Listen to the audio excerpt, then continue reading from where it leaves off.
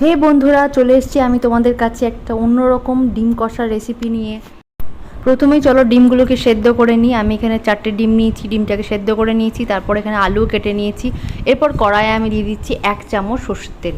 হ্যাঁ হ্যাঁ বন্ধুরা, যা গরম তার থেকে 1 চামচ তেল দিয়ে রান্না করতে হবে। তারপর এখানে হলুদ দিয়েছি, নুন দিয়েছি। তারপর আলুগুলোকে হালকা তেলে ভেজে নিচ্ছি। আলুগুলোকে কিন্তু লাল করে ভেজে নিতে হবে। আলুগুলোকে ভাজতে ভাজতে ডিমগুলোকে ছাড়িয়ে নেব। এই দেখো আমাদের ডিমগুলো ছাড়ানো হয়ে গেছে। তারপরে ডিমগুলোকে হাফ করে কেটে নেব। আলুগুলো ভাজা হয়ে গেছে, আলুগুলোকে তুলে নিচ্ছি। তারপর কড়াইয়ে আবার 1 চামচ সর্ষের তেল দিয়ে দিচ্ছি। তেলের মধ্যে হলুদ আর নুন দিয়ে দিচ্ছি।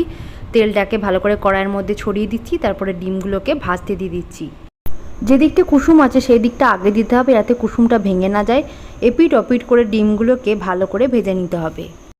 বাকি ডিমগুলোকে একইভাবে ভেজে নেব। ব্যাস, তৈরি হয়ে গেছে আমাদের ডিম ভাজা। নেক্সট পার্টে পুরো ভিডিওটা